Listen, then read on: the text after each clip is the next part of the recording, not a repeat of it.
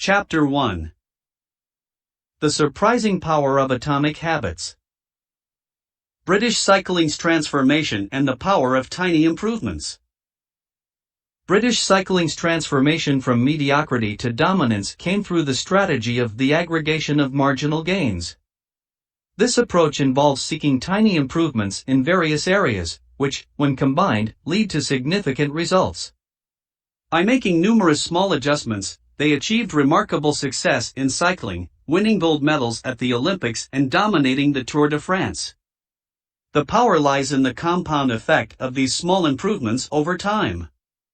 This approach can be applied in our own lives by focusing on developing atomic habits, making small but consistent changes that lead to long-term progress and personal growth. The underestimated power of small, consistent improvements. The power of small, consistent improvements over time is often underestimated. When these tiny improvements compound, they lead to significant results. Habits act like compound interest, multiplying their effects over months and years. People tend to overlook the value of these small changes in the moment, but in the long run, they make a considerable difference. The slow progress can be discouraging, leading us to revert to old habits.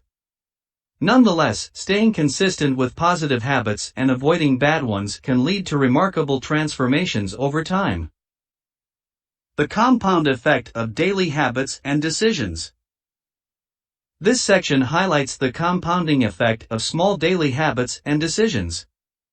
Just like 1% improvements can lead to significant long-term success, repeating 1% errors can compound into negative outcomes. The analogy of a slight change in the course of an airplane leading to a completely different destination illustrates the concept. Success and failure are the results of daily habits, not one-time actions. The focus should be on the trajectory set by our habits rather than immediate results.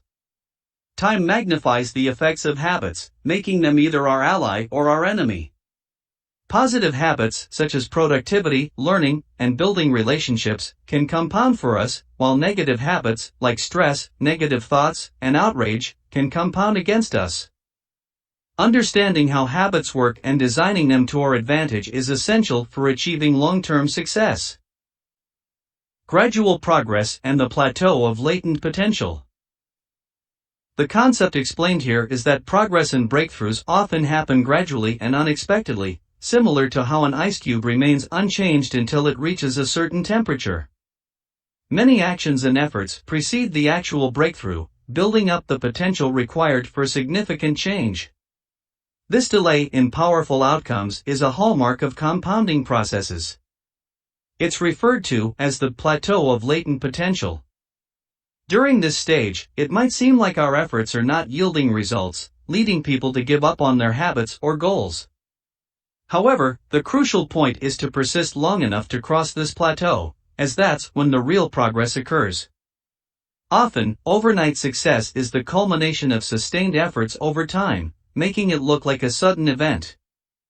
Mastery requires patience and consistent effort, just like a stonecutter hammering away at a rock for 100 times before it finally splits. The analogy of tectonic plates grinding against each other for millions of years before causing an earthquake exemplifies how change can take time before it happens all at once.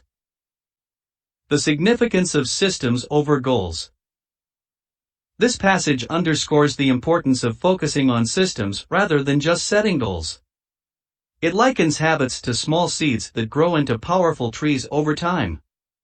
Goals represent the results we want to achieve, while systems are the processes and actions we follow to get there. The role of systems in driving progress. The author argues that solely focusing on goals can lead to mixed results because goals are merely the endpoint, whereas systems are what drive progress consistently.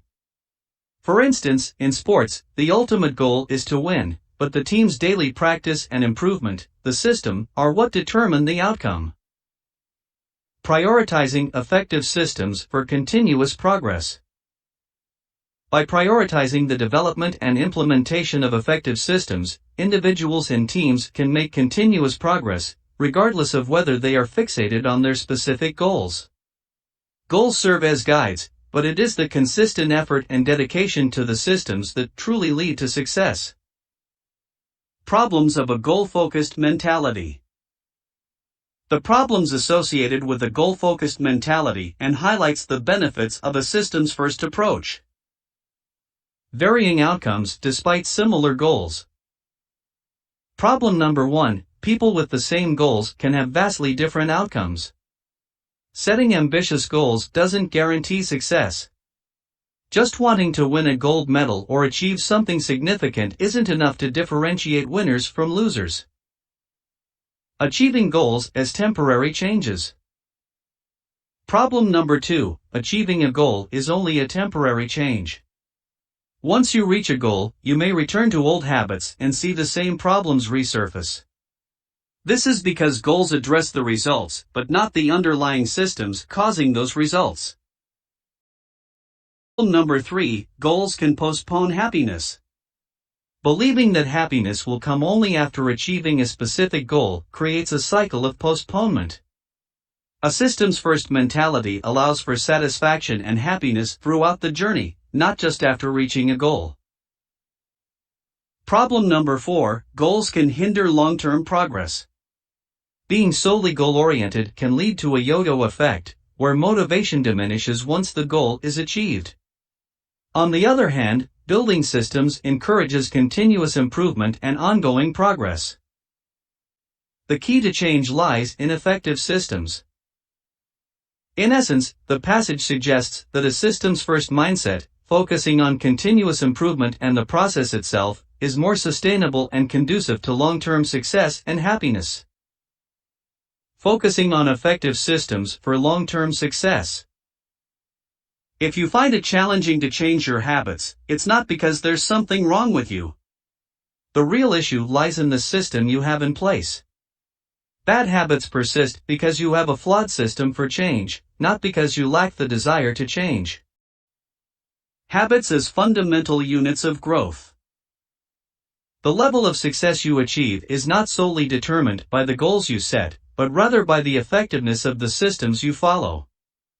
Focusing on building a robust system, rather than fixating on specific goals, is a key idea in this book. It's also why these habits are referred to as atomic. They are small and seemingly insignificant, but when integrated into a larger system, they become the building blocks of remarkable outcomes.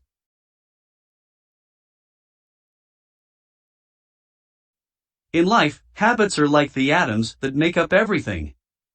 Each habit is a fundamental unit contributing to your overall growth and improvement. These tiny routines may appear unimportant initially, but they accumulate and lead to significant victories that far outweigh their initial effort. Atomic habits have incredible power because they are both small and impactful, making them an essential part of a system that promotes continuous improvement and compound growth.